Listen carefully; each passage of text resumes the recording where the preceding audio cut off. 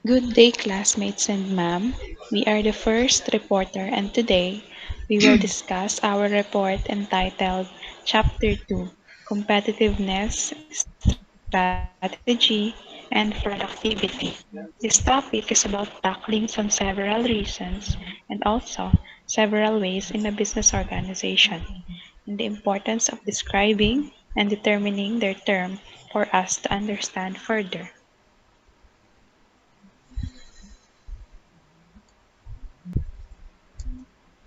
Good day. Competitiveness is an important factor in determining whether a company prospers, barely gets by, or fails. Company must be a competitive to sell their goods and services in the marketplace.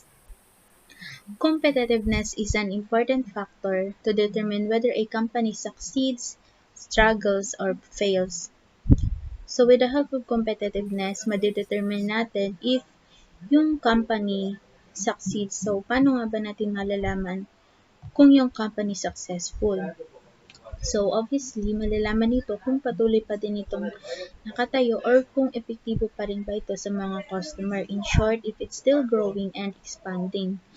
Then, the next is the struggles or barely gets by. In every company, they always experience in struggling, which is one of the part of a business. We can say the business struggling if they cannot keep up with the other company. And the last is fail. We can also know if the company is fail if they close their company and cannot respond or hindi na nila kayang masabayan yung ibang company. Minsan, kaya din nag-fail yung company because of the financial. And also, others says if you are in the field of business or company, you are in the battlefield, there is always a competition and you have to fight it. It's either you succeed or fail. And the next is the business organizations compete through some combination of price, delivery time, and product or service differentiation. So when it comes to business, there's always a different strategy on how the owner run their business in terms of pricing, delivery time, and product or service differentiation. May kanya-kanya silang paraan para mas maging epektibo yung negosyo or yung company nila nang sa ganun mas lumago ito. Next.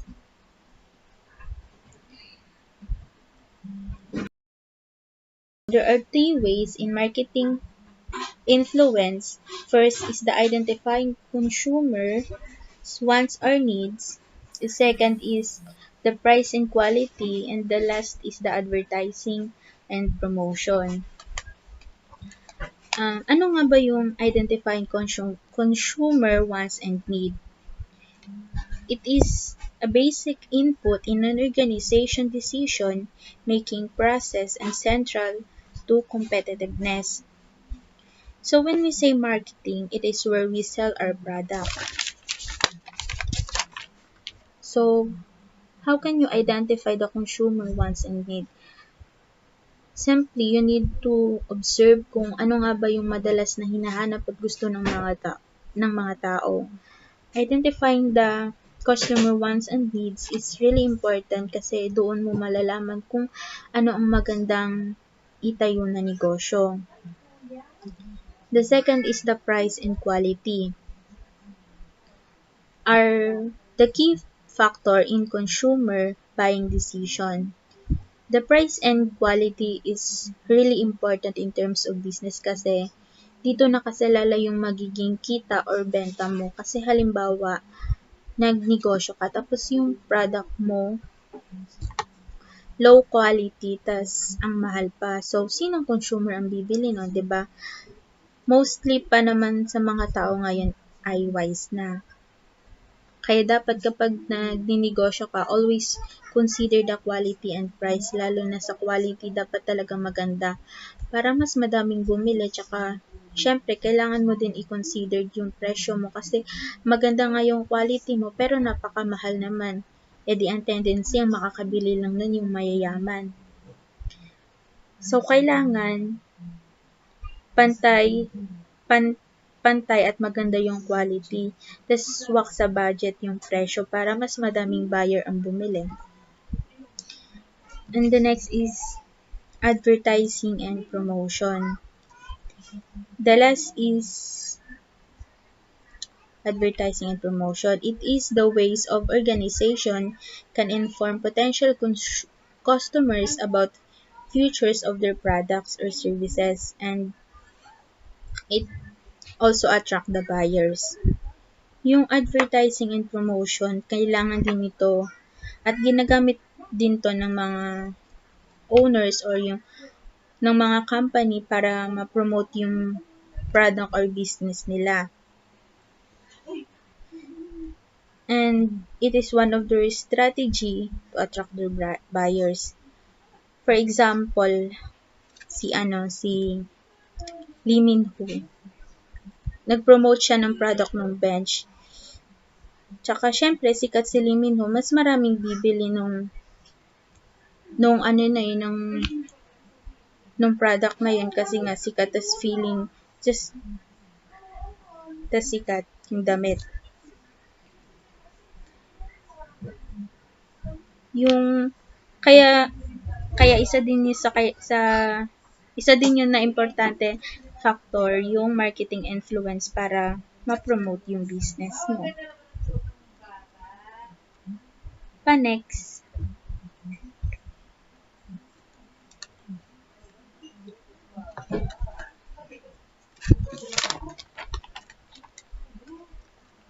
So, yun nga pala, yung identifying consumer wants and needs, price and quality, and also advertising and promotion is very important to know kasi malaking tulong to para sa company and negosyo to succeed. So, the next is businesses compete using operations. The first is the product and service design, cost, location, quality, response time, flexibility, inventory management, supply chain management, service, and managers and workers. So, operation has a major influence on competitiveness through the product and service design. So, many of these are interrelated. So, let's tackle first about the product and service design. Product and service design, it should reflect joint efforts of many areas of the firm to achieve a match between financial resources, operation capabilities, supply chain capabilities, and consumer wants and needs. So, in short, the product and service design is important kasi dito nagbe-base si consumer kung bibili ba siya ng product mo. So, dapat, kung gusto mong mabili yung product mo, dapat maganda yon to generate more sales. Tsaka,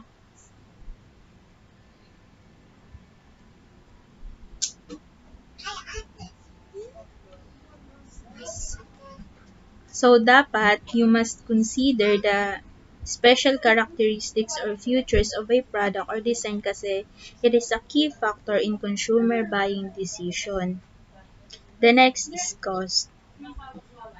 Cost of an organization output is a key variable that affects pricing decision and profits.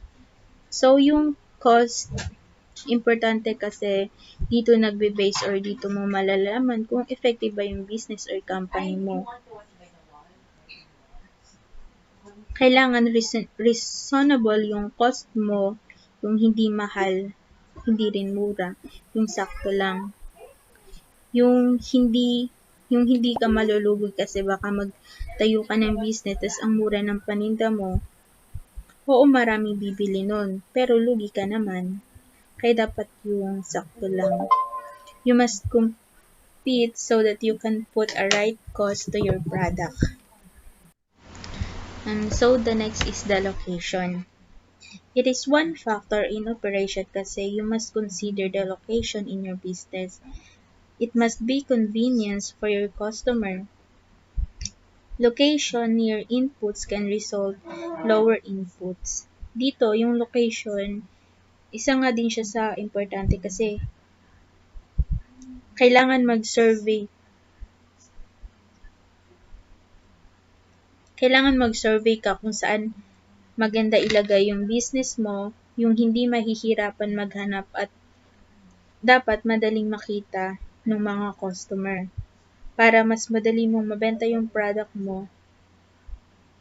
Kasi there are some business na tago yung location ng negosyo nila. So, nahihirapan yung buyer na hanapin yung kung saan man banda yung ano nila yung negosyo. And the next is quality. Quality, it refers to materials, workmanship, design, and service. So, sabi ko nga kanina, yung quality is sa isang product ay importante kasi meron mga buyer na handa silang magbayad ng mahal basta maganda yung quality. Yung tipong sulit yung binayad nila kahit mahal man yun.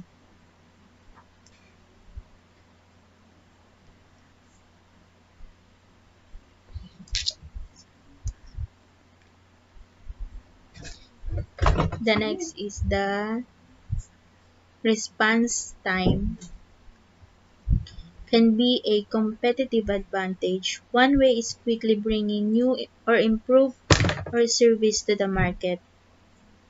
For example, yung Shopee which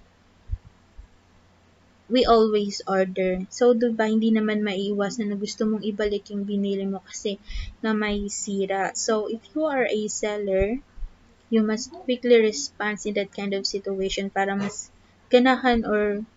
ganahan or uulit pa ulit yung umorder yung buyer kasi alam nilang mabilis mapalitan yung binili nila. Another is being able to quickly deliver existing products and services designed to a customer after they are ordered. And still another is quickly handling customer compliance. The next is flexibility. Flexibility is the ability to respond changes. So changes might relate alteration in design features of a product or service.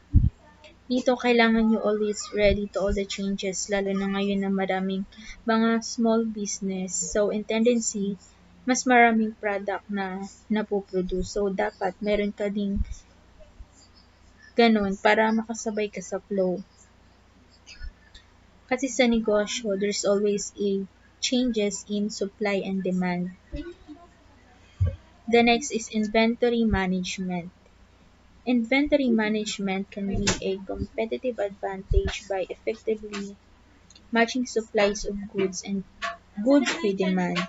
It means it refers to the process of ordering, storing, and using and selling a company inventory including the managing raw materials, components, product and warehouse, and processing such items. To make it short, it concentrates incoming raw materials and maintain raw materials without shortage for upcoming production services.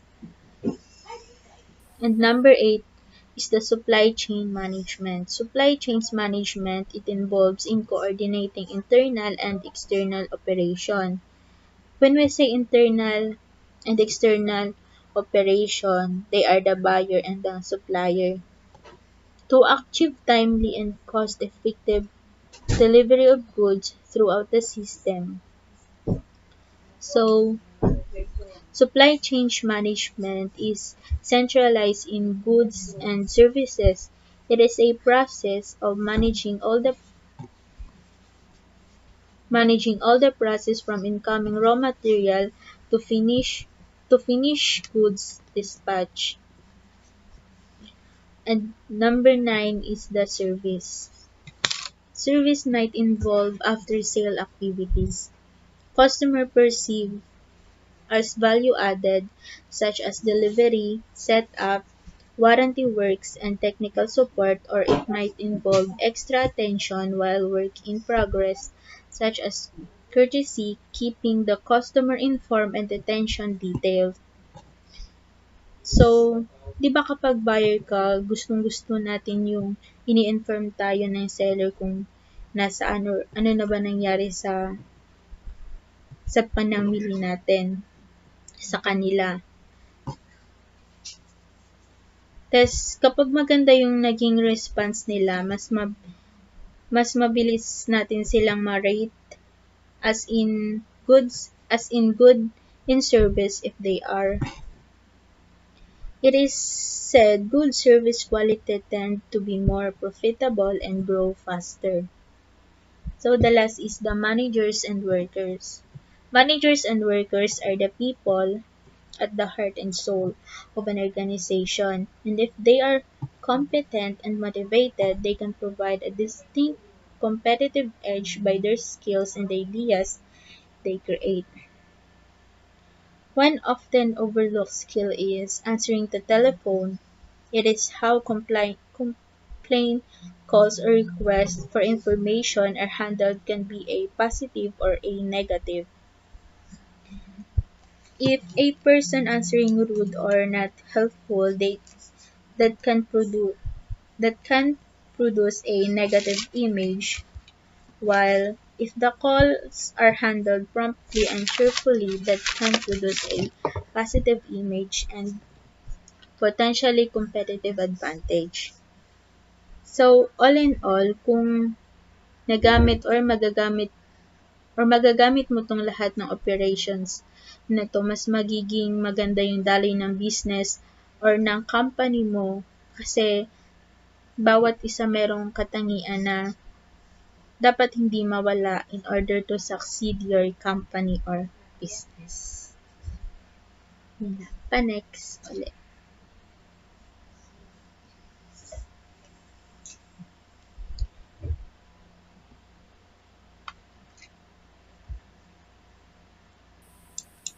May karagdagan pala ako. So, sa business, since we are talking about business organization, no? Alam naman natin na sa dami ng kumpanya sa buong Pilipinas or let's say sa buong mundo. So, we all know na lahat yan um, may mga operations. So, these 10 business operations, no? So, syempre, um, kapag nakompleto ng business mo yung lahat ng yan, walang problema about sa product and service, sa cost, sa quality, sa service or supply chain, and also yung mga managers and workers. So, syempre, ano mangyayari sa business mo or sa organization na tinatayo mo? So, syempre, lalago yun and then mas makikilala siya. So, importante na ah, alam mo kung ano yung mga kailangan sa isang business mo o sa isang organization kasi lalo na sa panahon ngayon, marami nag-uusbungan na mga kumpanya and most importantly, dapat alam mo yung mga kumbaga yung pasikot-sikot na dapat magawa or ng isang business mo. So, yun lang.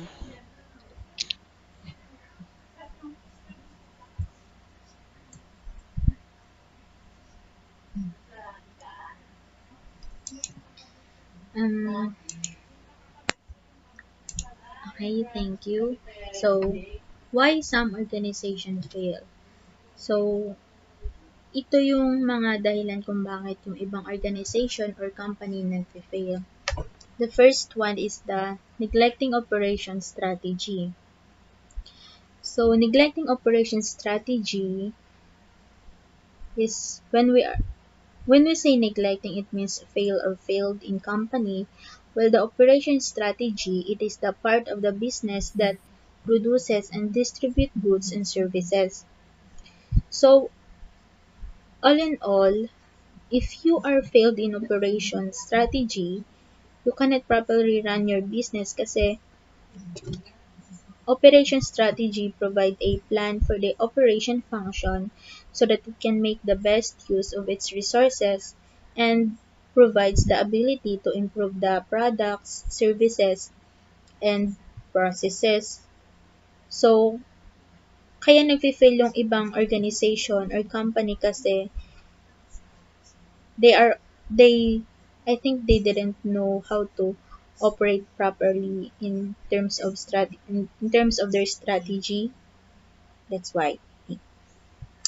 And the number two is failing to take advantage of strengths and opportunities and or failing to recognize competitive threats. So, when it comes to business, you should know your strength and opportunities or yung tinatawag natin na SWOT analysis. Yung strength, weakness, opportunities, and threats.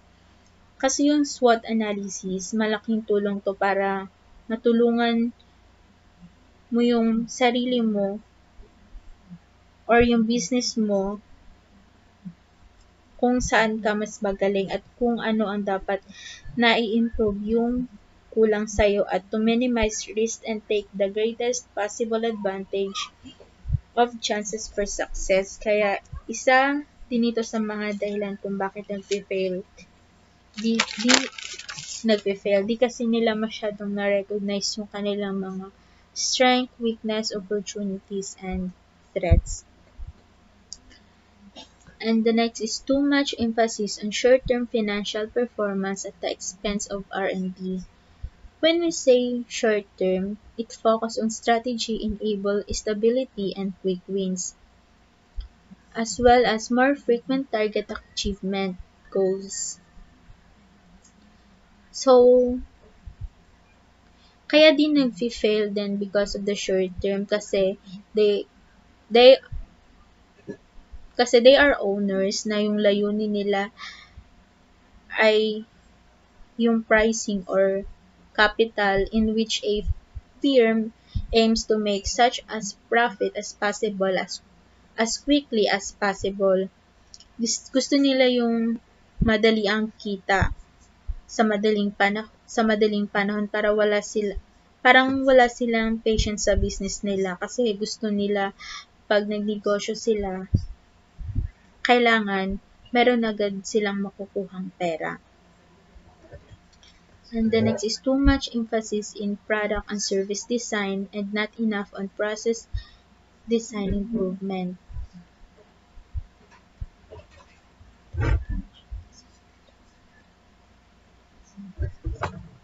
So, we know that the product and service design is important in a company because it has the huge impact on the business. Pero kung mas binibigyang pansin mo to, what about the other factor that keep the business running? Yes, we can say na through focusing more on the process of the product and service design, business can be able to be effective to generate more sales. But in every product and services designs or that produce, there will always be a process at hand that can help in a goal of objectives of the business. Di naman pwedeng sa una ka lang magaling. You are not in this industry if you just want a short-term process. Everyone wants a long-term successful path. Therefore, the process design and improvement exists because it upholds the business operation smoothly and it needed because business evolve and changes will occur as time goes by. We can always choose to focus on the two because if you choose only one, a broken process will take place and will certainly cost your business more time and money than usual. The next is the neglecting investment in capital and human resources.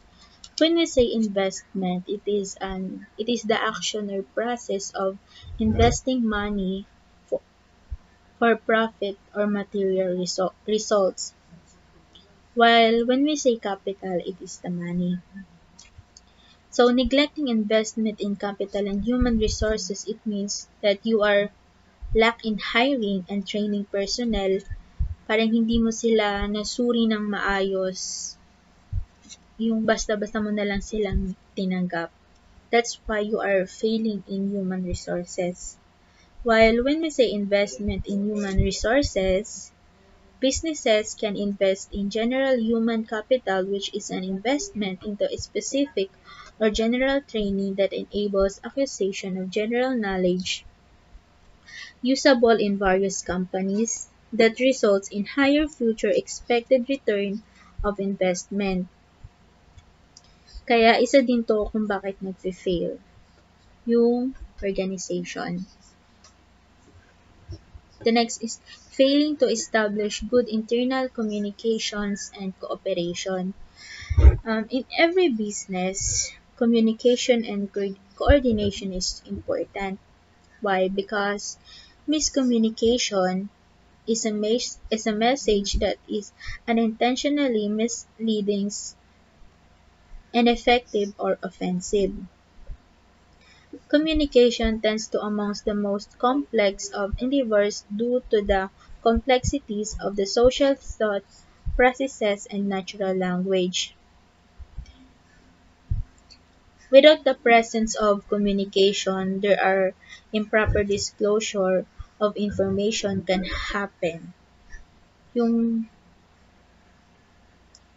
tipong hindi sila nagkakaintindihan kaya nagkakaroon ng failed when it comes to communication. So the last is failing to consider customer wants and needs. If you are running a business, then everything about your customer becomes your business. Kasama na din dito yung emotions, feelings, and understanding whatever customer needs and wants. Maaaring matulungan ng mga negosyo ang mga customer na maunawaan ang kanilang sariling mga pangailangan, ngunit responsibilidad din nilang tumugon at bigyan ang mga customer ng gusto nila. It is the job of business to keep their customer happy, and to do this, companies needs to give a customer what they want as often as possible. So, yung kapag nauunawaan mo yung mga pangangailangan at kagustuhan ng customer, nabibigyan daan yung isang company na magtanong sa mga customer ng karagdagang mga katanungan tungkol sa kung anong iba pang mga produkto ang maaaring makapukaw sa kanilang interes. Tas, yung pakikinig ng mabuti, makakatulong din sa company na maunawaan kung ano nga ba yung gusto or kung saan nga ba interesado yung mga namimili para masatisfy sila sa pamimili nila. So, isa din to sa mga rason kaya may mga nagfi-fail na organization kasi hindi nasa-satisfy or nami-meet yung pangangailangan ng customer. So, all in all, why some organization fail is so if you want to succeed or you don't want to fail the organization, you must know and observe the reason why you are failing in your company. Tsaka dapat you must consider then yung operation to obtain more information on the relative importance of the various items to each major customer or target market. And also, understanding competitive issues can help managers develop a successful strategies. Yun lang. Thank you.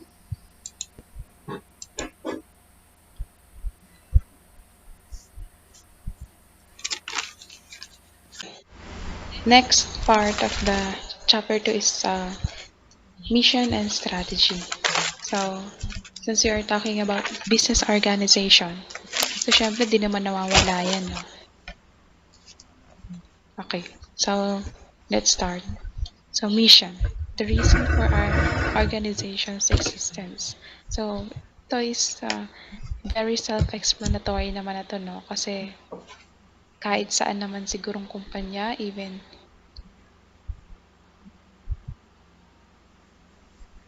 small or yan. So, ano ba yung rason kung bakit nag-exist yung business mo or yung organization mo? So, parang yun sa sarili natin eskwela, sa eskwela natin yan, which is yung University of Rizal System. So, ano ba yung uh, reason ng URS? Bakit nag exist yun? So, syempre, para sa ating mga estudyante, sa mga teacher, and all.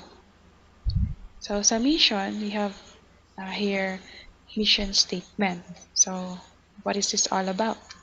So, mission statement states the purpose of the organization. The mission statement should answer the question of what business are we in? The mission statement serves as the basis for organizational. So when we're talking about mission statements, dito nakatala or dito nakatala yung mga um, adhikain o yung mga purpose mo sa isang business or sa organization mo na itatayo, kumbaga parang ganon.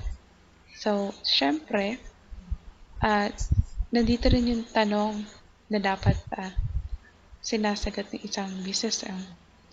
Ano nga bang business tayo nabibilang? So, for example,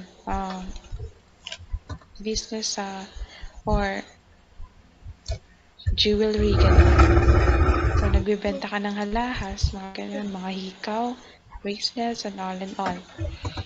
So, mission statement serves as the basis of for organization na. So, ito yung basis ng isang business or ng isang organization. So, next is the strategies, or simply called as strategy, is a plan for achieving organizational goals. Serves as a roadmap for reaching organizational destinations. So, syempre kapag meron kang rason kung bakit nag exist yung business mo or yung isang organization mo, nandun din yung plano or yung strategy para ma-achieve yung business organization mo, yung goals na gusto nyo marating. Okay, for example, you are starting with a small business, which is, halimbawa, is karinderya. So, yung simpleng karinderya lang ngayon na tinatayo mo. So, ano ba yung plano mo or na gusto mong ma-achieve para makuha yung goals na yon? Halimbawa, your goal is magkaroon ng uh, other karinderya sa ibang location naman. So, syempre, mag-iisip ka ng plano kung ano yung strategy na kailangan mong gawin para maabot mo yung goal na yon. Magkaroon ka ng panibagong store, ng panibagong karinderya. So, strategy is the roadmap. So, ano ba ito yung daan para maabot mo yung gustong marating ng business mo or ng organization. Karagdagan pala. So, bakit nga ba mahalaga ang mission and strategy sa isang business organization? So, all in all, syempre mahalaga to dahil dito mo malalaman yung mangyayari, mga gusto mong mangyari in the near future. Yung mga gusto mo pang maabot ng business mo or ng isang organization na itatayo mo. So, and strategies, we have 82 types. So first is the organizational strategies. What is it all about? So overall strategies that relate to the entire organization support the achievement of organizational goals and mission. So organizational strategies, it talks about the kumbaga pangkalahatan. So, halimbawa, we all know na sa isang kumpanya, meron niyang uh, merong a CEO, Vice President, and then hanggang sa nakarating sa merong secretary, ganun. And then, yung strategy na yun sa isang kumpanya is, kumbaga, pangkalahatan plano na para sa kumpanya. And then, it support the achievement of organizational goals and mission.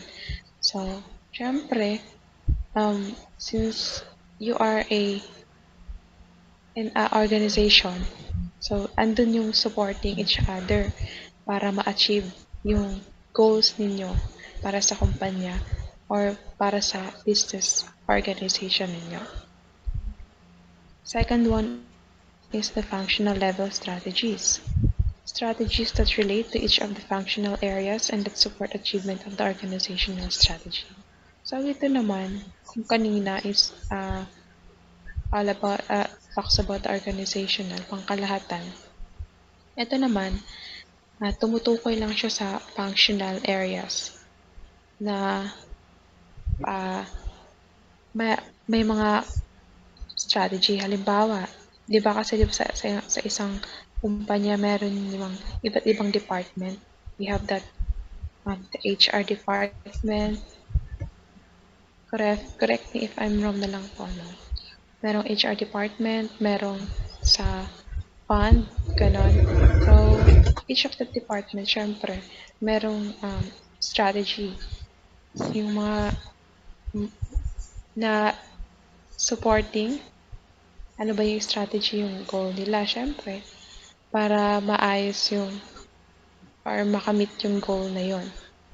So, kumbaga, hindi siya pang overall, kumbaga, dun lang nakafocus sa functional areas lang.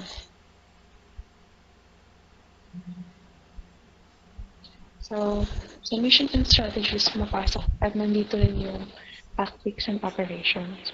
So, hindi lang naman yan puro plano, puro rason kung paano makukuha yung goals and achievement para sa kumpanya or sa isang business organization. So, ano nga ba yung tactics? It is the method and actions are taken to accomplish strategies. So, ito yung mga um, aksyon na kailangan magawa na pinagplanuhan. So, strategy.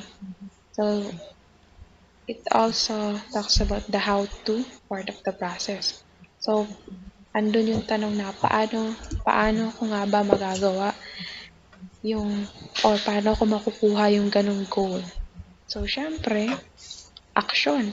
Kailangan aksyonan. Andun yung process by process para maabot yung goals and achievement na yun for your business organization or in your company.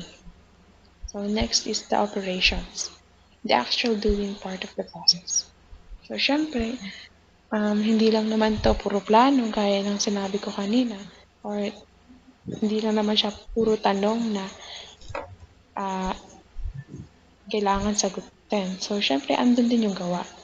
So, ano, hindi na, kumbaga, parang hindi lang puro salita, kailangan may gawa din. May doing din.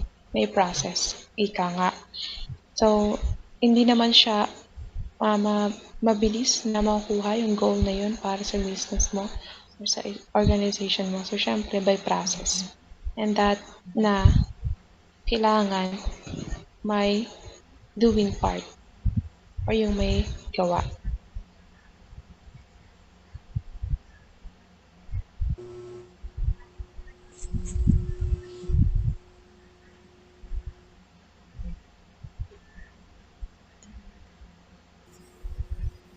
So, operation strategy. So, ayun po.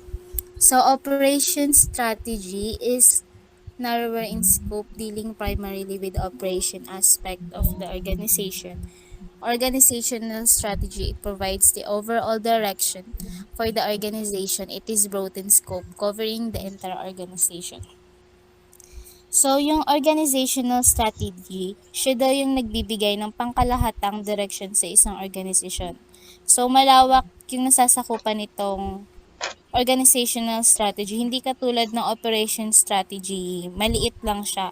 Kasi karaniwan lang itong nakitutungo sa aspect ng organisasyon. So, operation strategy relates to products, processes, methods, operating resources, quality, cost, lead times, and scheduling.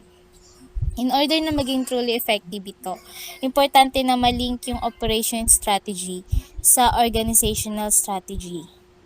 Ito kasing dalawang to, hindi siya yung pwedeng tumayo mag-isa.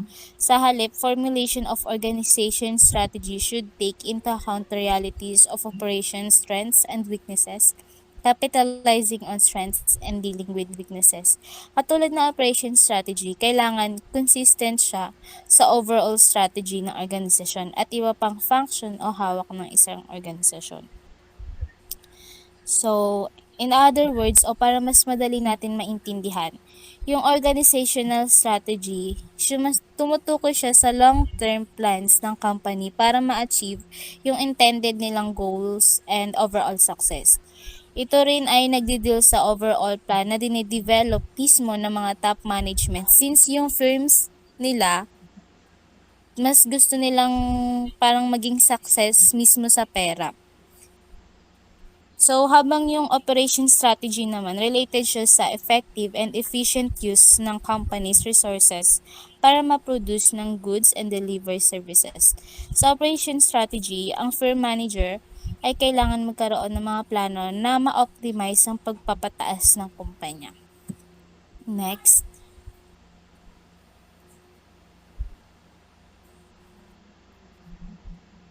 So, as you can see in the table, operation strategy can have a major influence on the competitiveness of an organization. Kung ito ay well-designed at mahusay na naisakatuparan, mayroong isang magandang pagkakataon na yung samahan nila ay magiging matagumpay. Kasi kung hindi ito maayos na na-design nyo o naisakatuparan, yung chances na mapalago yung organization nila o yung business nila, mababa. So, ayun. Kung makikita natin dito, yung overall organization, parang yung nasa management level nila, top senior lang.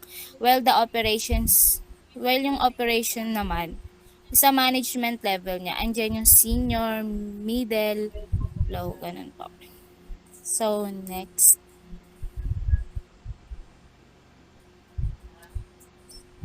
So, strategic operations management decision. Operations management people play a strategic role in many strategic decisions in a business organization. Table 2.4 highlights some key decision areas. Notice that most of the decision areas have cost implications. So, dito naman, karamihan sa parang nagiging implication nila sa ng pag-decision nila, ganun, management decision. Karamihan yung gamit talaga nila sa pera, sa paggastos. Iyan lang naman. So, next po.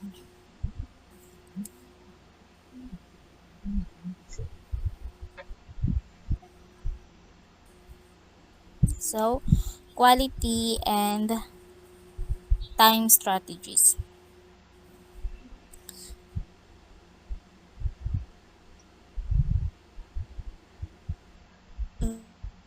Organization's product or services. Quality-based strategies may be motivated by a variety of factors. Time-based strategies focused on reducing the time required to accomplish various activities. Time-based strategies focus on reducing the time needed to conduct the various activities in a process. So, mostly sa traditional strategies ng bawat business, organization, may kaugalian silang emphasize o yung pag-minimize ng gastos para makita nila yung pagkakaiba-iba ng gastos sa bawat produkto nila. So, una natin talakayin yung quality-based strategies. Ito yung mga strategy na nagbe-base sa kalidad ng isang produkto. So, nakafocus sila sa pagpapanatili o pagpapabuti ng kalidad ng mga produkto o serbisyo ng organisasyon. Alam naman natin na yung kalidad, isa siyang dahilan para makapangakit o pagpapanatili ng mga customer. Quality-based strategies may be motivated by a variety of factors. So maraming mga iba't ibang company ang gumagawa ng strategy na to, lalo na pag sa kalidad. Maaaring low quality nga, pero madami namang bumibili kasi mabenta nga kasi mura. Meron naman din namang mga customer na gusto yung mahal, pero matagal naman magagamit.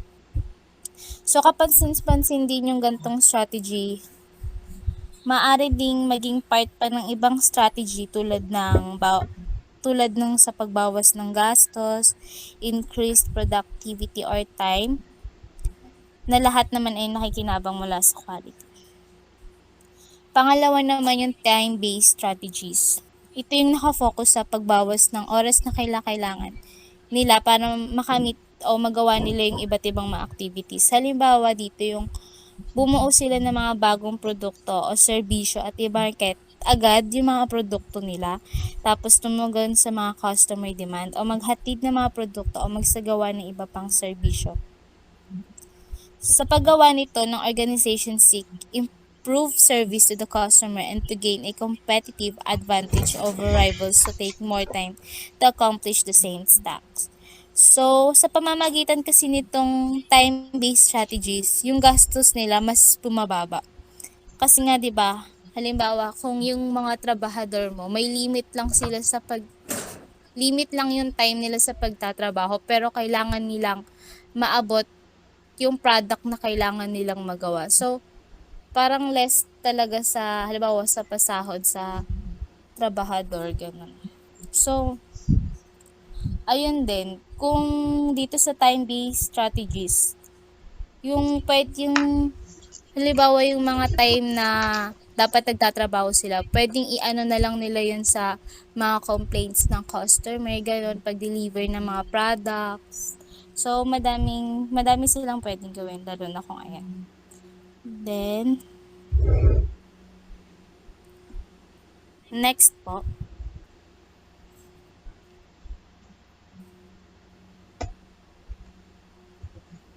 So, organizations have achieved time reductions in some of the following. First is yung planning time. Yung time na to ay kailangan, lalo na kung yung isang business natatalo na sila ng kalaban nila. Halimbawa, need nila mag-develop ng new strategies, tapos mga bagong tactics. Kailangan nilang mag-adapt sa technology para mas madaling matapos yung ginagawa nila. So, madami pang iba. So, dito, iniisip nila yung mga dapat nilang gawin o bagong plano nila para ma-develop nila lalo yung strategy nila sa business nila para mas lalong maging maganda yung service nila sa mga customer. Second is yung product or service design time. Dito naman, kailangan naman dito is yung time na needed to develop and market new or redesign products or services. So, dito naman, kung halimbawa, hindi nagustuhan ng customer yung mga product nila, ito yung time na kailangan na nilang maglabas ng bagong design para mas lalong tangkilikin sila ng mga customer. Third, yung processing time. Dito naman sa processing time, ito yung time na kailangan sila mag-produce ng product o mag-provide ng services sa mga customer nila. Basta pinaprocess nila yung mga dapat matapos agad. Meron din itong involved sa scheduling, repairing, equipment, methods used, inventories, quality, training, etc. So, change over time. Ito yung time na needed to change from producing one type of product or service to another. Maaari din yung mga mag-change sila ng mga equipment kasi mas madaling gamitin yung halimbawa yung new technology. Pwede rin yung mga different methods, schedules, or materials. Sa delivery time, ito naman yung time na need nila agad mag-deliver o magawa yung mga orders ng customer nila. Yun lang. Tapos sa response time for complaints, ito naman yung mga complaints o reklamo na maaring sa customer regarding dun sa product quality, timing of deliveries, and incorrect shipments. So, pwede rin sa complaints ng mga employees, yung mga problema nila dun about sa working conditions nila.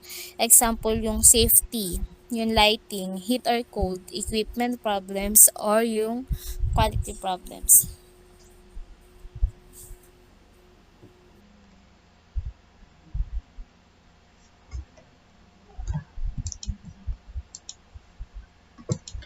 Um, Implication of organization strategy for operation management. The organizational strategy has a major impact on operation and supply chain management strategy. So the organizational goal is to use operations management to be as efficient as possible. When operation management is efficiently, goods and services are produced at a higher capacity, reducing the cost per unit.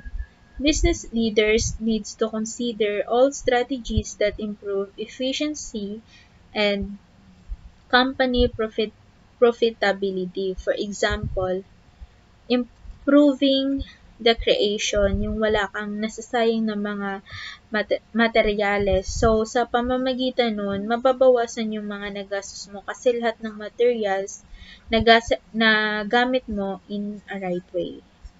Transforming strategies into action, the balance scorecard. The Balanced Scorecard is a top-down management system that organizations can use to clarify their visions and strategy and transform them into actions. Second, it was introduced in the early 1990s by Robert Kaplan and David Norton, and it has been revised and improved since then. So, the name Balance Scorecard, nagsimula siya sa idea of looking at strategic measures in addition to traditional financial measures to get a more balanced view of performance. So, para madali nating maintindihan, yung Balance Scorecard is a strategic planning and management system. Mostly sa organization, ginagamit nila ito. First is nakikipag-communicate sila sa mga bagay na dapat nilang matapos o magawa. Second is align the day-to-day work na ang lahat may strategy sa bawat work nila. Third, pina-prioritize nila yung mga projects, products, and services. And last is mini-measure at minomonitor nila yung mga dapat na gawin para mas magkaroon sila ng magandang strategic targets. So, dapat talaga i-balance. So, as you can see in the table, it illustrates the conceptual framework sa paraang ito, maaring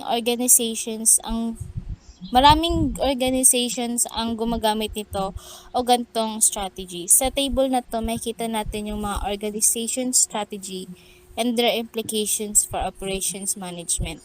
Gamit ang pamamaraan ito, gumagawa ang manager ng mga layunin na mas papabuti yung organization nila. So, next.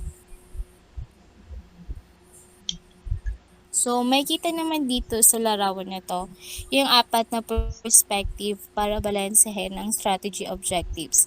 Hindi lang ito tumutukoy sa financial and then non-financial performance, kundi tumutukoy rin ito sa internal and external performance, pati rin sa past and future performance. Sa pamamarang ito, matutulungan ang organisasyon na mag-focus kung ano yung mga pagkakaiba nila sa competition nito sa pamamagitan ng area nito.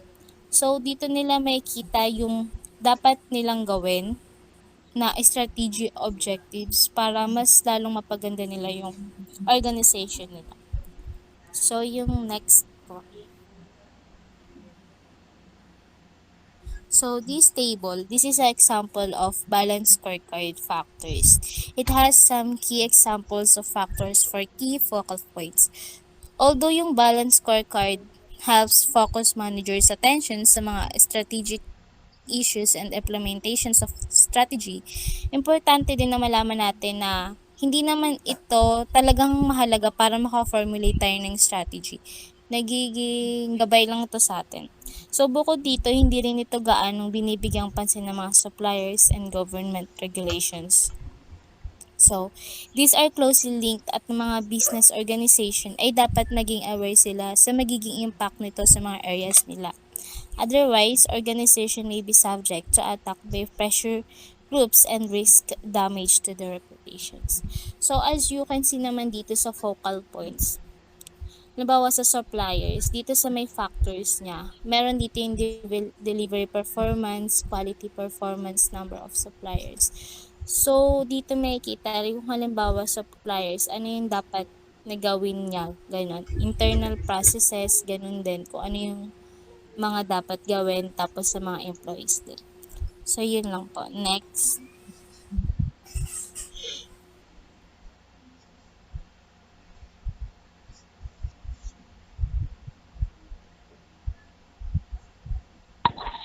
Hello. Rinig po ba ako?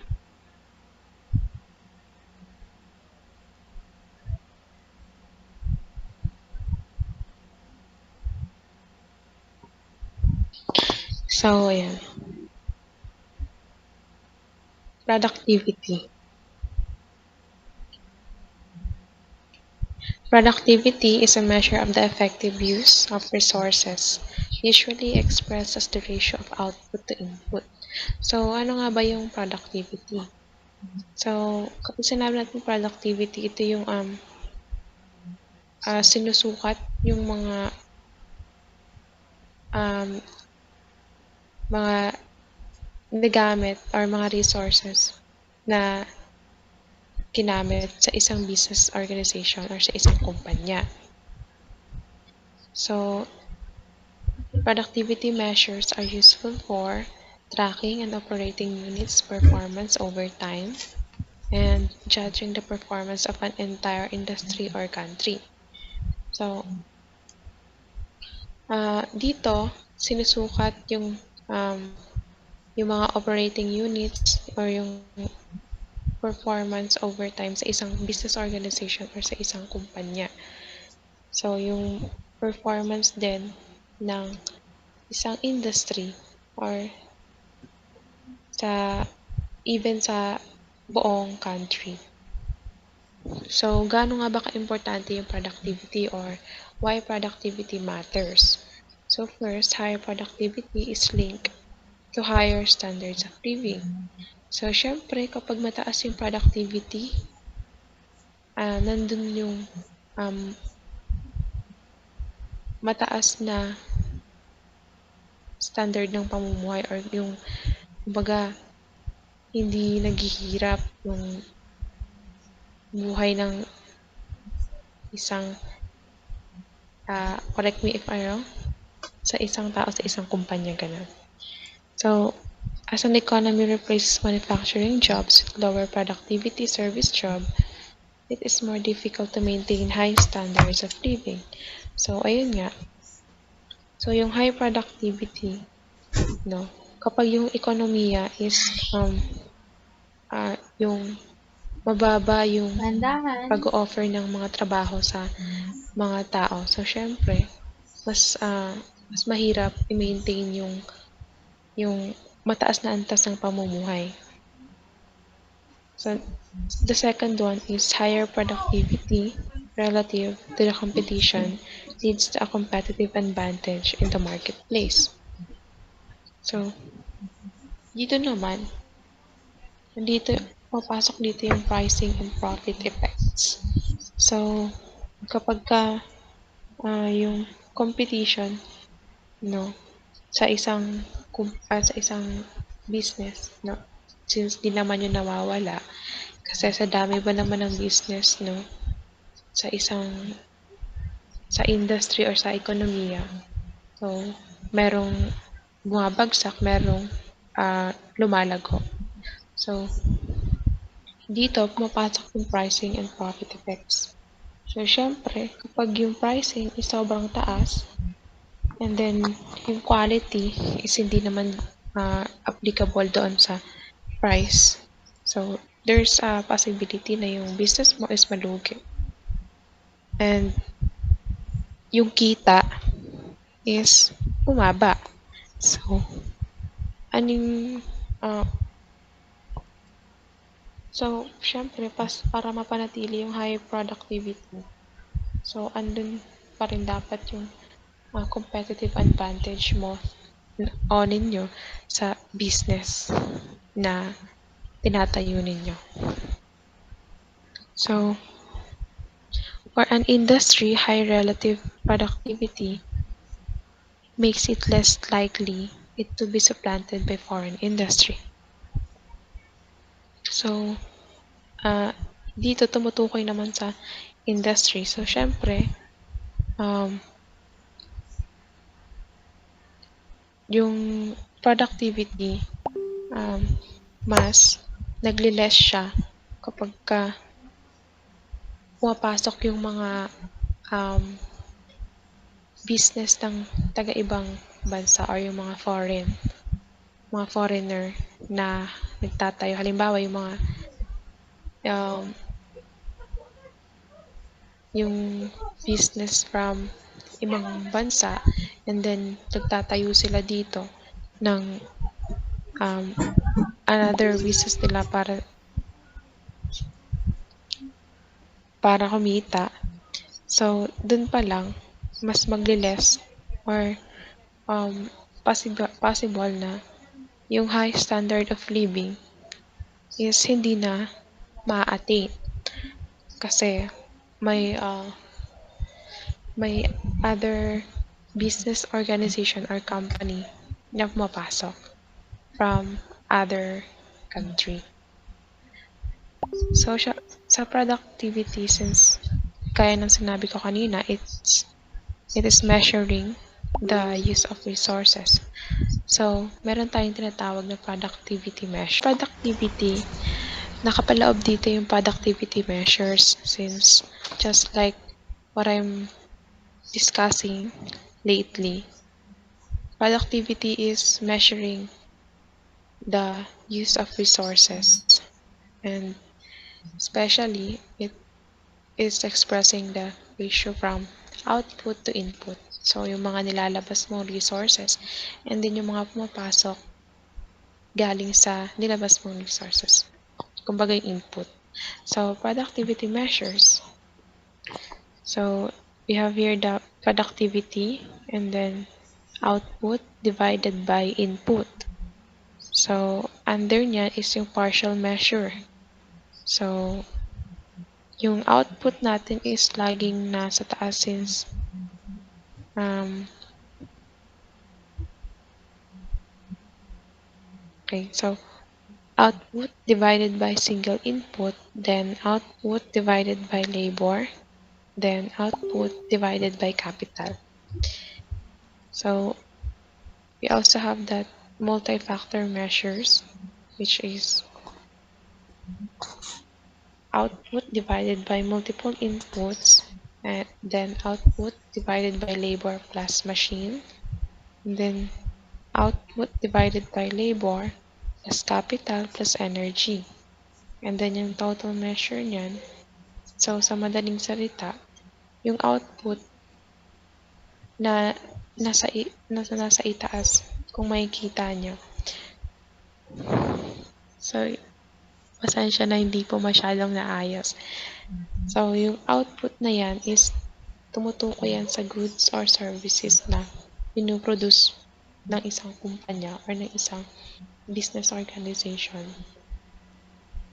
So, sa ibaba, divided by all inputs used to produce them. So, ano ba yung mga ginamit para ma-produce o mailabas yung mga resources or goods or services na yun.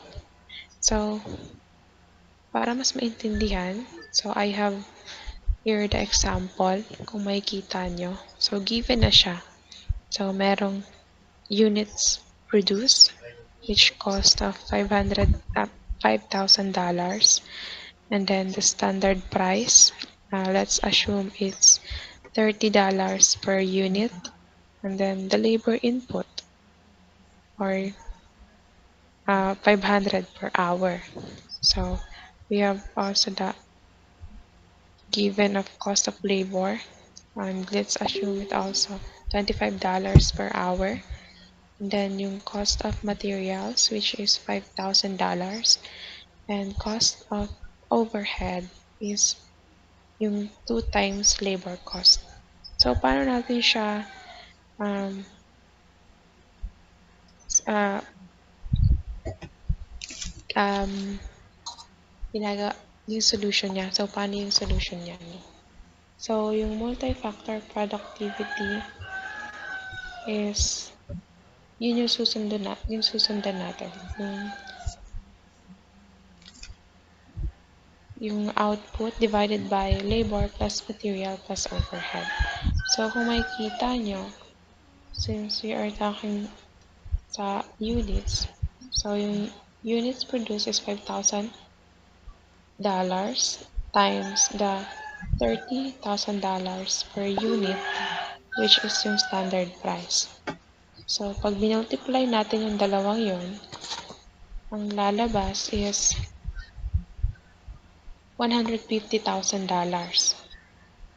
So, ano yun? Yun yung goods or services na produce ng isang business or ng isang kumpanya.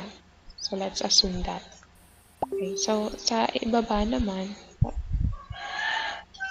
yung $150,000 na yan is we will divide it sa magiging answer kapag ka yung 500 hours times 25 500 hours, which is yung labor input, minultiply natin sa $25 per hour, which is yung cost of labor. So yung magiging sagot dyan is 12,500. So i-add natin siya sa $5,000, which is yung cost of materials, and then yung makikita natin yung 2 times labor cost, yung cost of overhead, which is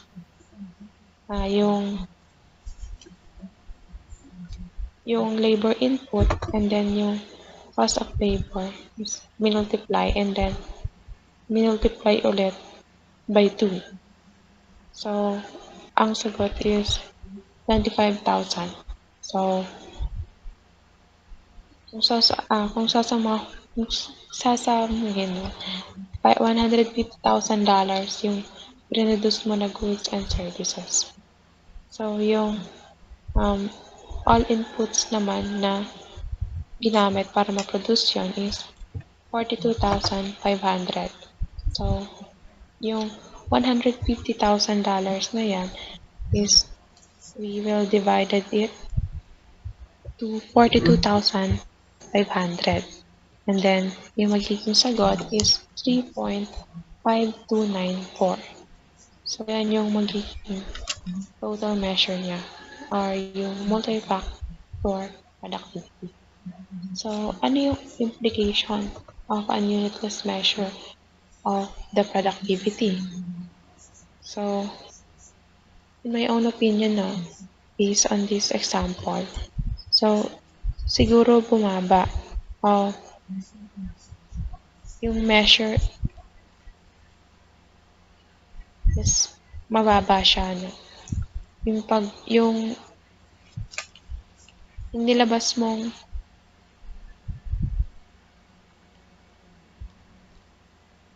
Yung nilabas mong goods and services, no? So, yan yung naging result. So, next is yung productivity growth. So, ano naman yung productivity growth? So, dito naman is yung we are measuring the current productivity minus previous productivity and then divided to previous productivity times 100%. So, para mas maintindihan, I have also an example. So, labor productivity on the ABC assembly line was 25 units per hour in 2009. In 2010, labor productivity was 23 units per hour.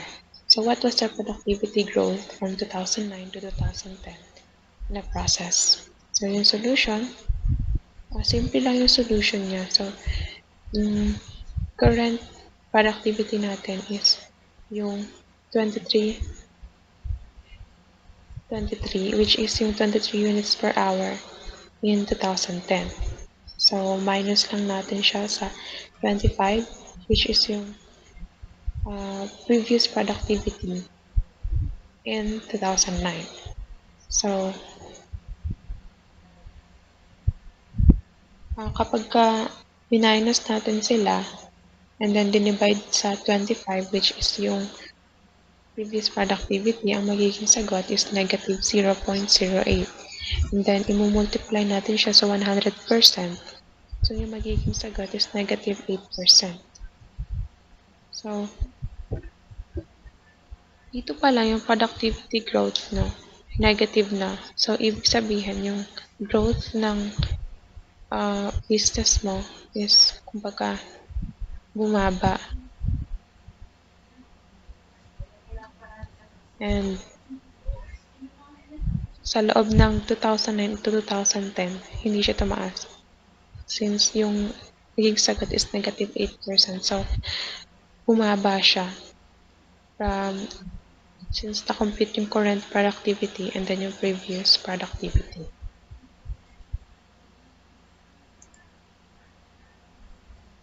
So, we also have a factors affecting productivity.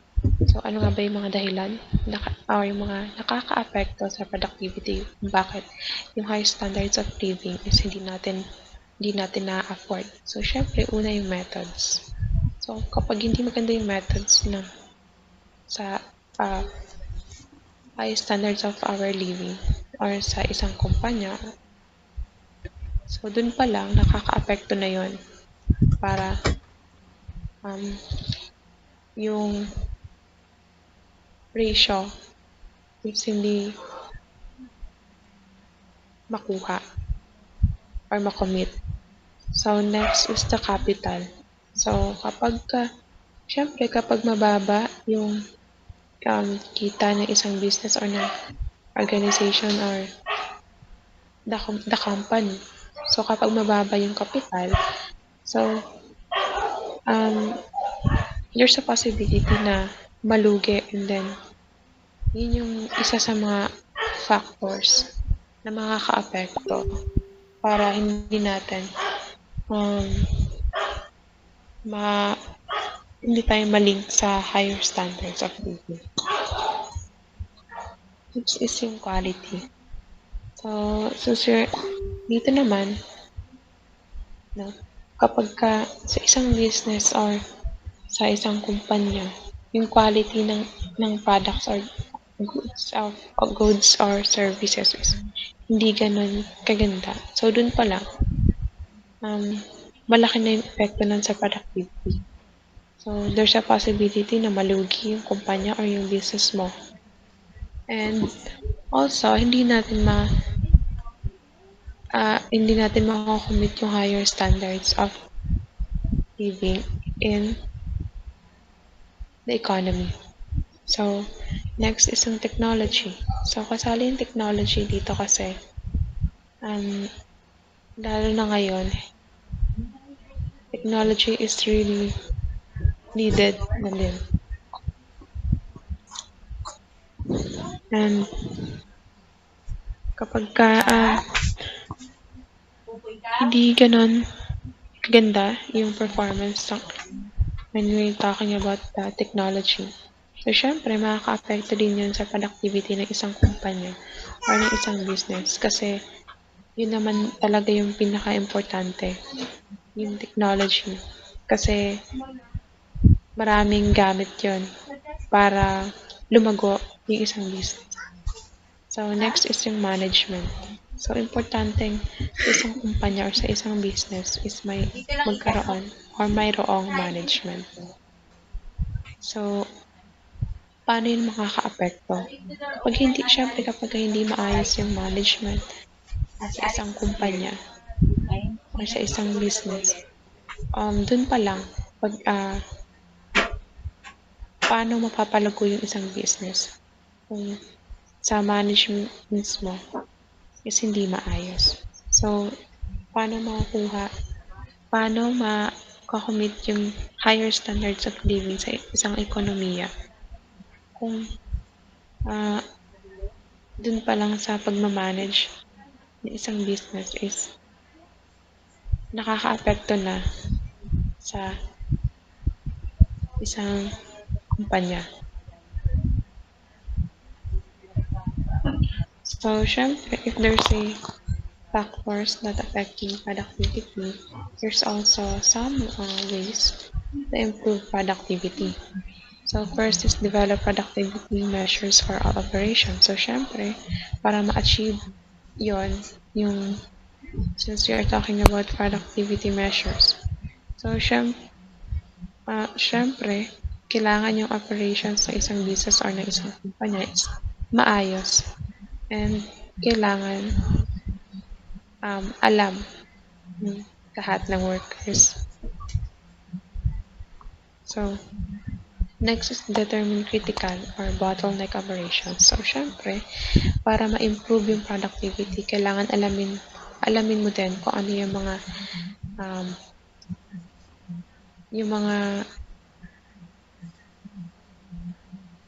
critical operations or yung mga sa tingin mo na maglalagay sa pagbagsak ng isang or sa pag hindi paglago ng isang business or ng isang kumpanya sa isang ekonomiya. So, third one is develop methods for productivity improvements. So, syempre, kailangan mag-isip or magkaroon ng plano para mas ma-improve pa yung productivity sa isang business or sa isang organization. Or even also sa isang kumpanya. Fourth one is establish reasonable goals. So, syempre, hindi naman nawawala yung goals na kailangan kung gusto nyo, kung kailangan gustong makuha yung ma-achieve yung ganung goals, kailangan gumawa ng plano or gumawa ng um, reasonable para sa isang goal, para sa goals na gustong makuha ng isang kumpanya or ng isang business. So, fifth one is make it clear that management supports and encourages productivity improvement. So, syempre, pag walang support ng isang management sa isang kumpanya, so paano mai-improve yung productivity? So, paano lalago yung business? So, dun pa lang dapat alam ng lahat at klaro sa bawat management sa isang kumpanya or sa isang business yung um, yung support and then kailangan ma-encourage yung lahat na mapalago or magtulungan para mapalago yung isang business or organization. Last one is yung measure and publicize improvements. So, syempre, hindi lang yan nandun yung plano or yung pagpapa-improve ng isang productivity is kailangan andun lang sa mga matataas na official sa isang kumpanya. So, syempre, kailangan alam din ng lahat para nandun yung pagtutulungan para mapalago yung isang business or yung isang kumpanya. So, all in all, so that's the chapter 2 we are discussed all about, which is entitled Competitiveness Strategy and Productivity. So, we are the reporter. My name is Ami Perador.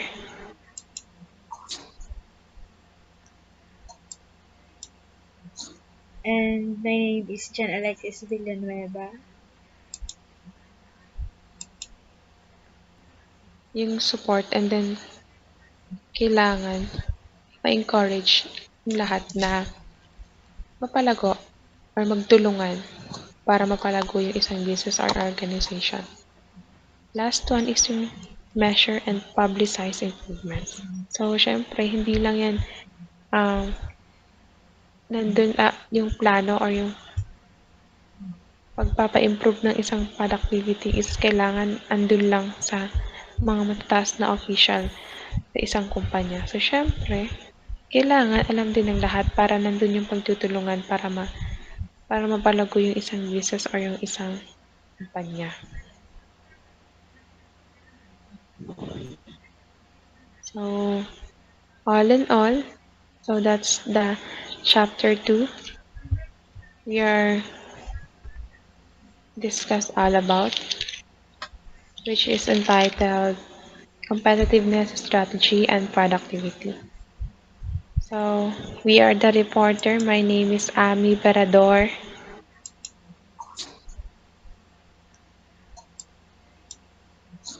And my name is Jan Alexis Villanueva.